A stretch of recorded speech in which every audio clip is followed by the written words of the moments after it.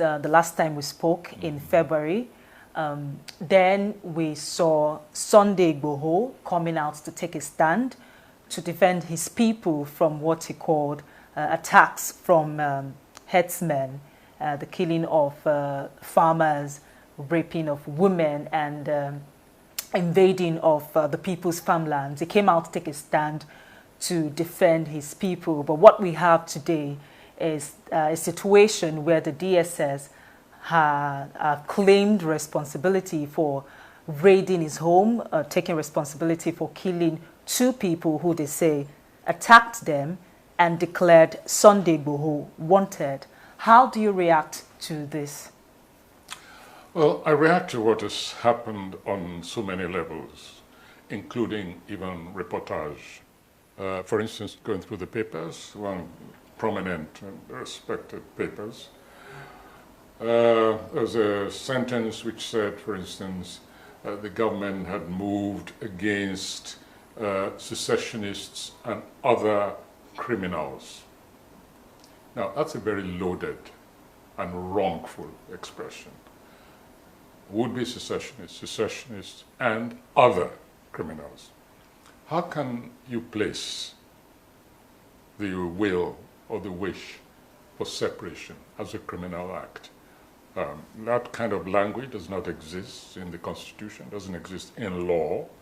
It should not exist in the catalogue of moralities, because it's not an immoral act or position to say that you want to stop belonging to an entity, or even you want to join another entity, because people take a very simplistic approach to so-called secession. Sometimes it just means I want to leave this group and join another group.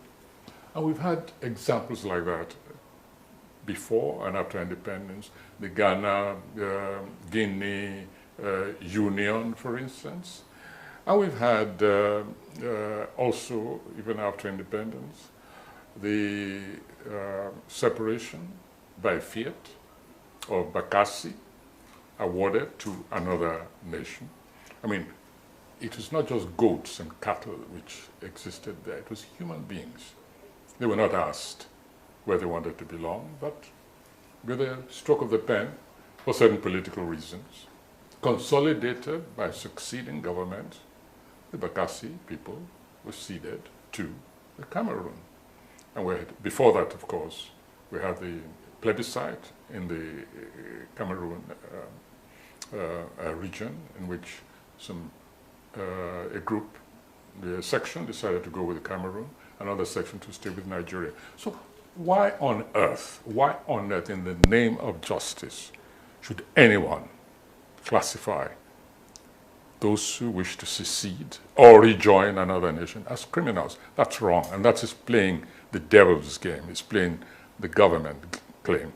Why do I position? Look at the raid, this very bizarre raid, midnight raid, on a law-abiding citizen, which the government now says netted a number of illegal weapons, AK-47s, etc., ammunition.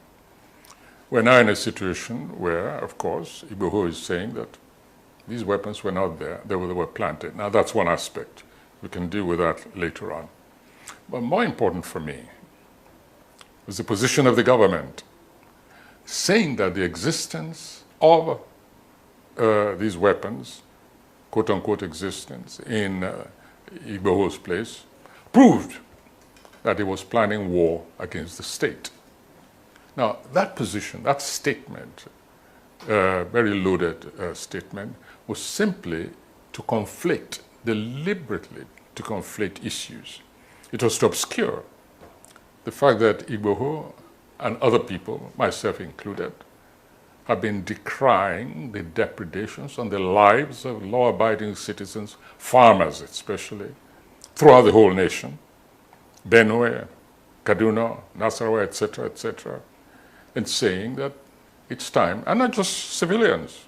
Danjuma, at one stage, called on the people, said, don't trust the military anymore. Defend yourselves, whichever way you can. and other governors, I mean some governors, other voices like governors, have made exactly the same statement. Now, Igboho, even if he had those weapons, he's claiming that his mission was to liberate his people from the tyranny of squatters who now become violent overlords. And he has a good cause in that sense. Testimonies of citizens, farmers especially, who have been brutalized, dehumanized by these squatters who have acknowledged and identified themselves as Fulani, you know, that this decades and decades of this kind of anomalous situation in which the people did not receive the necessary, mandatory, and entitled defense and protection by the security forces, in which sometimes it is the victims who've been jailed, put in prison. There is a recent case in Ibarakba, for instance. We read the personal testimonies of those who were arrested and detained by the police simply for going to challenge those who were tyrannizing over the existence and raping their women. So now, you have a situation where a government is saying, oh yes, the existence of these weapons means that Igboho was planning armed insurrection against the state. So the whole thing from beginning to the end just stinks. The raid, the motivation has become very, absolutely implausibly, you know, just degraded. And right now we're in the kind of situation which we have warned against. We called on the government to accept its responsibilities. And when eventually now citizens say, enough, we're going to protect ourselves, you say they are arming against the state. A language which we never used to describe or to accuse those who have been proven to be the aggressors in this case. So where are we, you tell me? After raiding his home, the DSS had come out to say that Sunday Igboho is wanted and that he should turn himself in. What would you advise he does in this situation? Well, my advice is not even so much Igboho, but to the government, that they should stop pursuing this person as a criminal. Because you have begun by acting in a criminal fashion against him. Because if and when Igboho comes to trial, I guarantee you it's the government which will be very, very embarrassed. Very embarrassed. So it's not even in the interest of the government. I think they should just tell Igboho, we made a mistake. We should not have acted in this way. You are no longer wanted. Please go back to your home. In fact, escort him to his home, you know, quietly, and let him resume his normal life. To declare him wanted. And again, this is another issue of language. I read in some papers, Igboho is in hiding. Well, but more accurately, he's probably just gone underground, you know, to protect himself and perhaps to be able to continue his declared struggle. I'm not talking now about the secessionist aspect of his struggle. No, I'm talking about what Igboho came out to do and which I believe is still his mission in this nation, to protect, defend his own people, and to let the aggressors know that they are not lords of this nation or any section of it, apart from what they are constitutionally entitled to. So I think the government, it's in no interest. If you bring Igboho to trial, you're just going to get mud in your face, clearly. As far as I'm concerned, it's up to Igboho to decide. He knows what the circumstances were. He knows what happened before his people were killed. And he's the only one who can judge, who can decide for himself. I cannot advise him.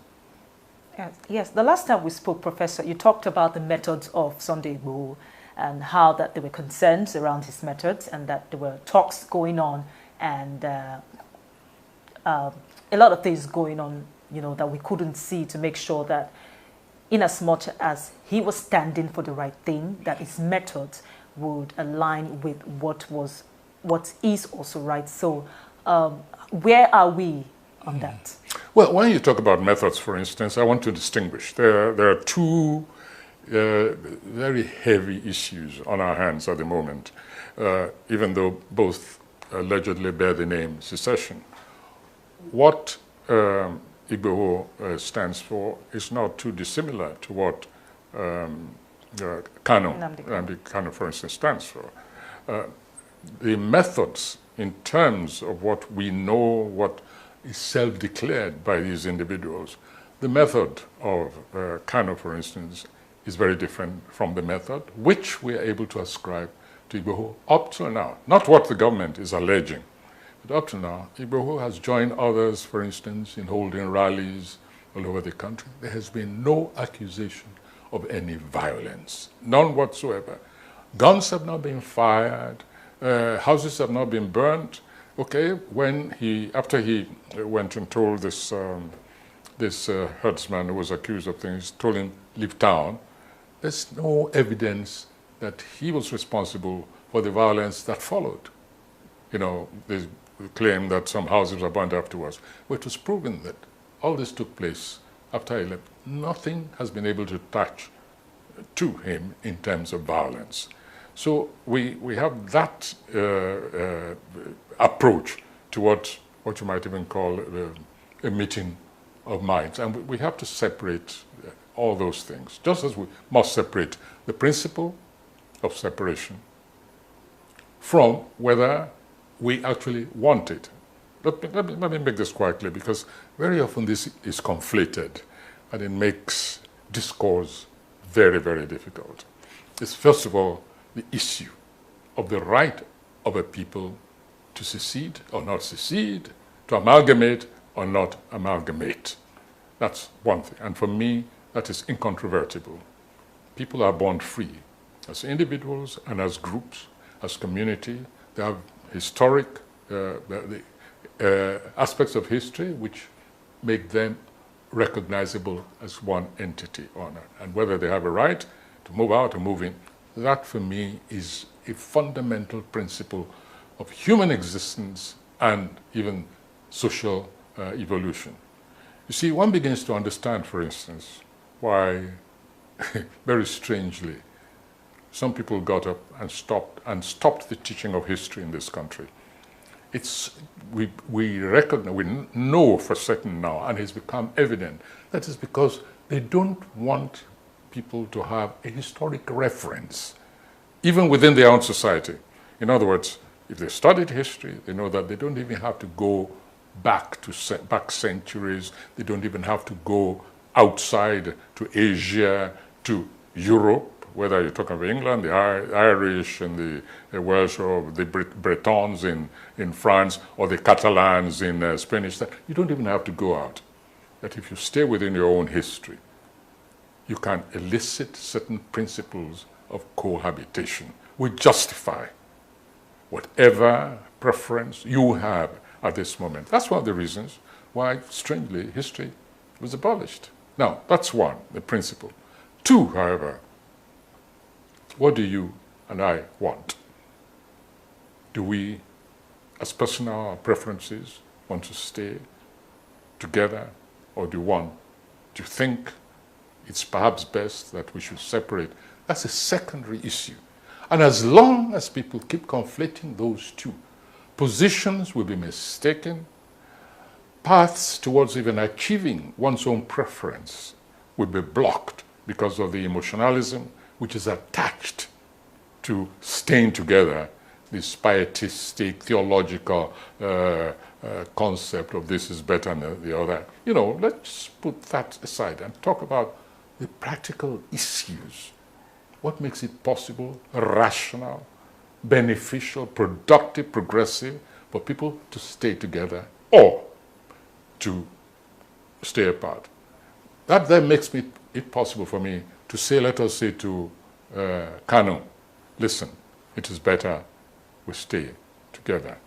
Given history, given the economic issues, given the geopolitics of our moment, etc., then we can actually talk.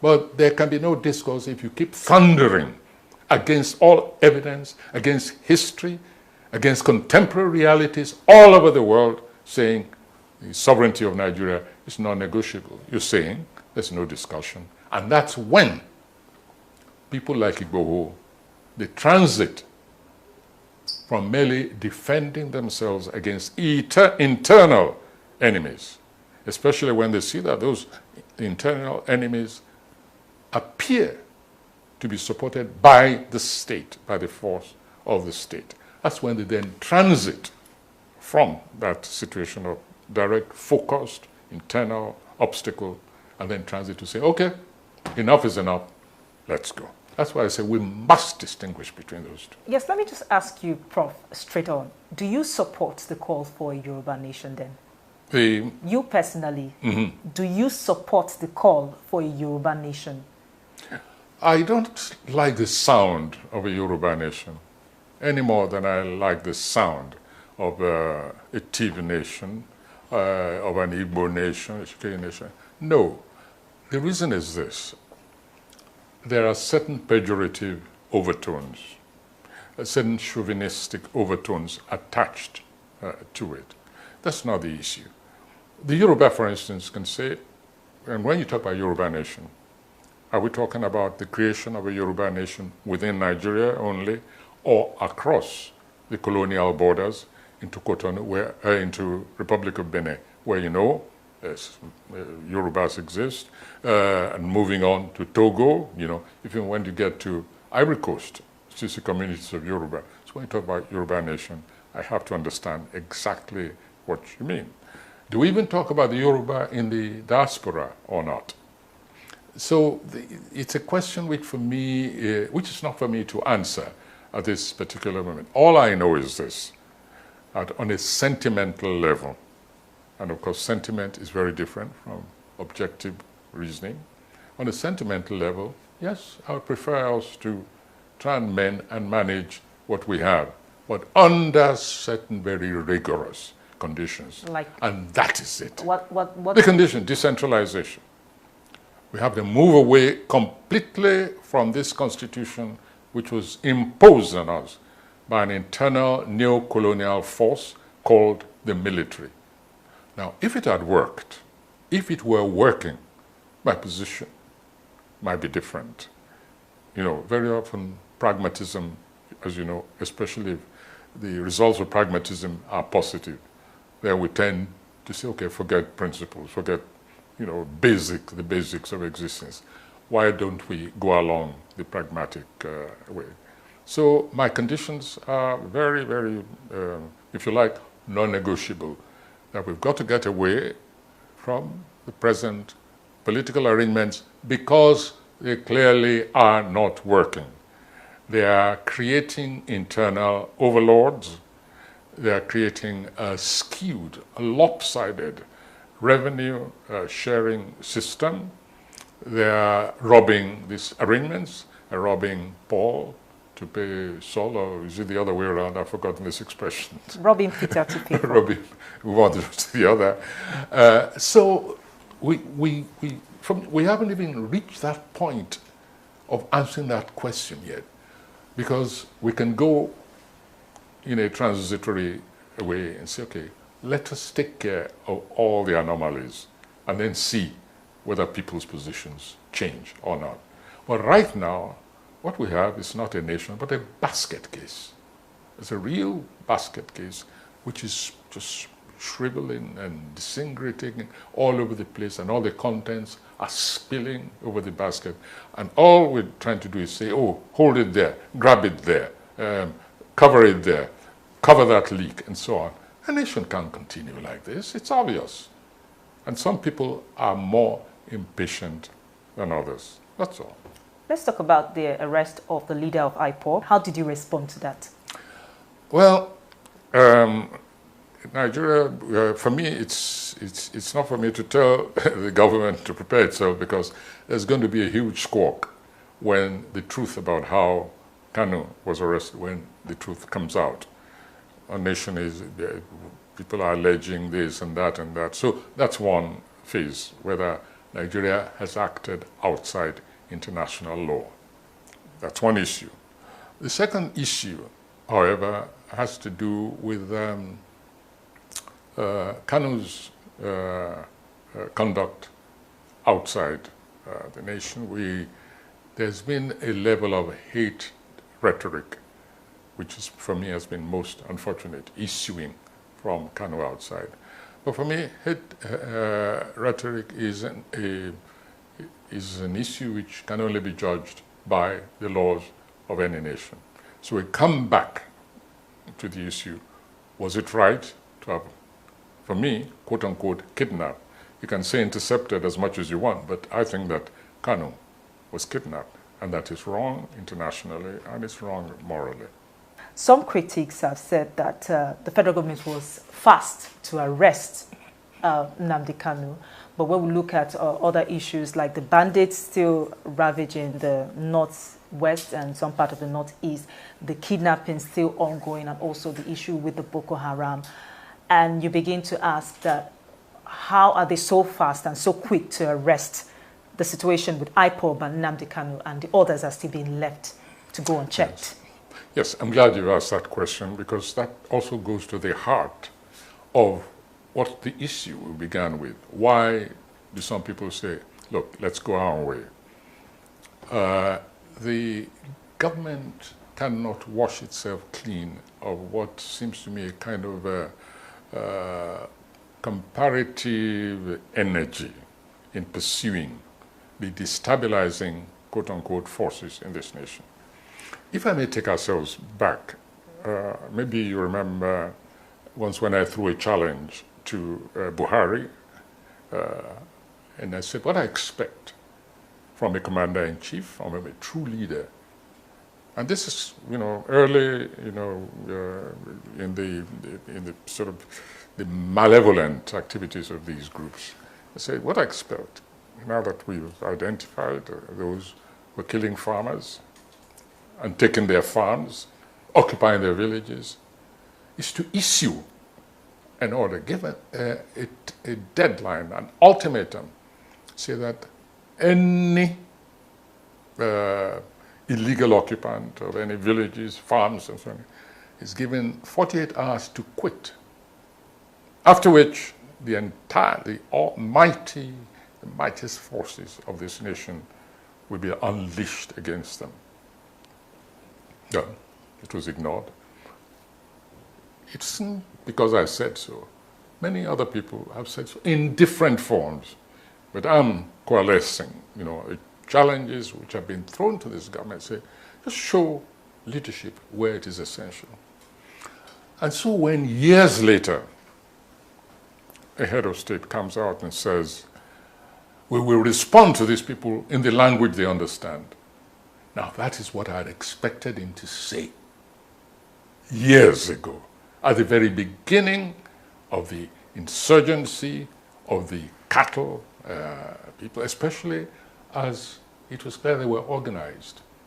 And their leadership, the Maeti Allah, their leadership should have been arrested ages ago, long before IPOD was declared a terrorist organization. I have allied myself with those like Autumn and others who said that Mighty Allah should have been declared long before then a terrorist organization. And the evidence was there. A state governor passed a law for the protection of his own people and their productive means, their livelihood, their very dignity. And a group got up and said, if you don't rescind that law, we'll show you. You haven't seen anything yet. This is not an anonymous statement on internet. It was not fake news. The leadership of Mighty Allah actually threatened that government and have proceeded to put their money where their mouth is. Nothing has happened to them. We have not seen the same energy, the same deductive, organizational sleuthery mounted against these people. I'm not aware that even one of them has ever been called for questioning. And what did igboho do? And they didn't even call him for questioning. They just attacked him in the middle of the night. I mean, illegally and constitutionally. So people are right to say there has been an unbalanced, unequal, and irregular approach to security enforcement in this nation. And why should anybody be surprised that one after the other, people are getting up and saying, all right, you cannot secure lives, and overtly, provably,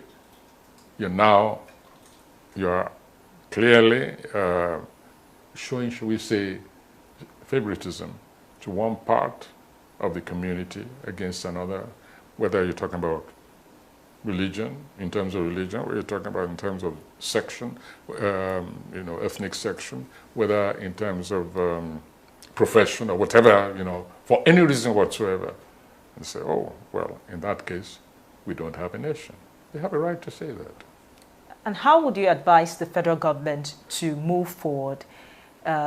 Talking about all this now, you've identified some pitfalls in the way that the arrest of Nnamdi Kanu has been handled, and also the way the DSS raided Sunday Igboho's house. For Nnamdi Kanu, for starters, how would you advise the federal government to move forward in terms of his trial and other things that will come up after now? To answer that kind of question, we have to ask ourselves, what is the position mentally, spiritually, economically, politically? What's the state of mind, the collective state of mind of a vast section of this nation at the moment? And that state of mind is best described as distrust, total distrust. This government has earned itself, rightly or wrongly, that's for the government, that side to decide. But anybody who's telling this government that the people of this nation still trust it, I'm sorry, if the government believes that, it's really plunging this nation further into the abyss. So when you have this level of distrust, which will be denied, I know, there's only one thing to do, I think, to try and win the trust back of the people. And in political terms, it's called government of national unity as an interim measure, that's all. Interim measure, especially towards the next election, in order to have also a continuing confab, among those who execute policies, in order to also regain, of course, basically to regain the sense of participation, of involvement of the people. I know it's a very hard pill to swallow, but as I said, it's a kind of as an interim thing. During that process, you will structurally examine the Constitution. Okay, I know they're tinkering with it here, they're tinkering with it there, but then we've been going through that ages. There have been constitutional review committees under various regimes. And sit down, admit your inadequacy, because this has become glaring over years, even before the last election. As I've said over and over again, spoken intimately, very privately and very frankly to members of the government and the ruling party.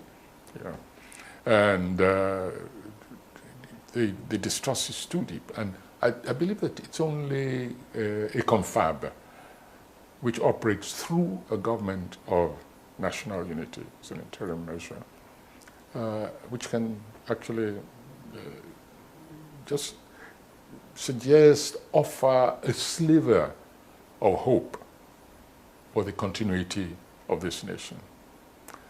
So much damage has been done over the past few years, a lot of damage.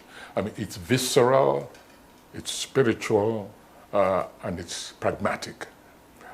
You have a situation where, to cite some of the atrocities which people like igboho try to remedy, for instance, you have a situation where this group of people who call themselves Fulani herdsman headed by Mieti Allah can go to that western corridor or your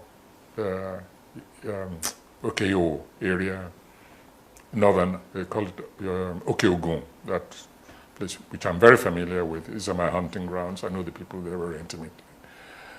And raid, go there at midnight, kill people with impunity, burn, and till today, not even a statement of sympathy from the central government. I mean, what do they take the rest of us for, even if we're not directly affected?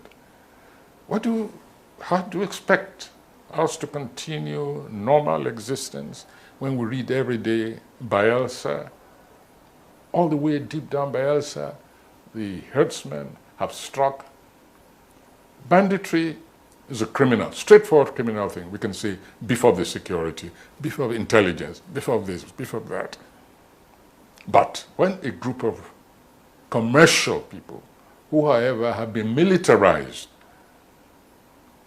are spread all over the country, multiplying their cells, and then people see policies of government geared towards encouraging and actually facilitating their aggressive penetration through attempts, legislation like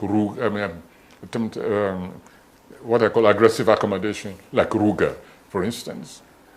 And we see attempted legislation like the control of water resources throughout the whole nation. The suspicion is so deep. You see, is this centralist program, even as we are crying federal, regionalization, decentralization, policies are being mounted, some successful, some sneaky, which the nation may be not aware of yet, but others just shut down, you know. One notorious example, which I cited earlier, even taking advantage of a pandemic like COVID to try and control relationships between states. I hope you remember that when I actually spoke and I said, wait a minute, you can control the borders of the country, but don't touch the strategies of containment between states. You have no authority over that. We're not at war. That's what I said at the time. One stupid voice, you know, responded to me and said, oh, we're at war. COVID is war. Somebody in the Americas said it's at war. I'm not talking metaphorically. I'm saying we're not at war. And therefore, just leave these very intimate control strategies to the states and mind your central business. Let me just ask this question on a final note. Nnamdi Kanu, the leader of IPOB, arrested. Sunday igboho, taking a stand to protect his people somewhere in the west, in Oyo State, Ibadan, has been declared wanted. What do you think will happen next? Do you see a situation where we'll have more Sunday igbohos, more Nnamdi Kanus arising from the west, the east, the south? We already have them. They exist inside, within, and they exist outside. Why do you think the security people are chasing the telephone numbers, using, who are the backers? We're going to deal with those who are backing them. We're going to go through their iPod, iPad, iMam, you know, and see who they've been communicating with. The next thing you know, they'll be picking people off the street because the numbers on their phone said, you know, they've been talking to. I haven't spoken to. I don't even know him personally, but if somebody said I should have a chat with Kanu while he was in exile, yes, I would, absolutely. If he called me, I would respond. I would return the call. I would chat and discuss what he thinks he's doing. I would tell him, listen, stop all this assault on police stations. They are human beings. Why are you slaughtering them? I mean, or why are you ordering your people to slaughter? Are you involved in that? So they're looking for sponsors everywhere. And so I'm quite sure that there are sponsors, there are people who support them. But we've heard this before. We heard about sponsors for Boko Haram. And we heard that, oh yes, we've got a list of them, and they're all going to be brought up in court very soon. They'll all be named. I don't know about you, but I haven't seen a name. I haven't seen anybody arraigned yet. Maybe it happened. I'm sorry, I'm not always there. I'm not au fait with whatever is going on, so let me not lie against myself.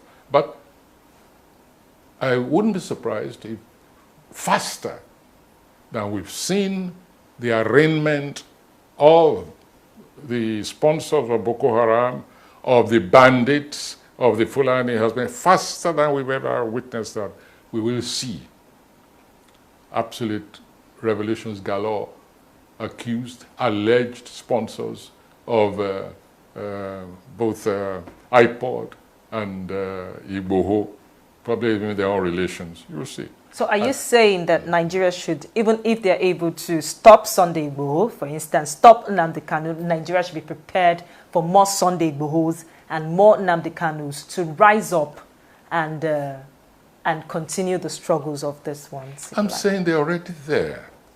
I don't want this government to deceive itself. They're already there. It's not igboho who's the issue.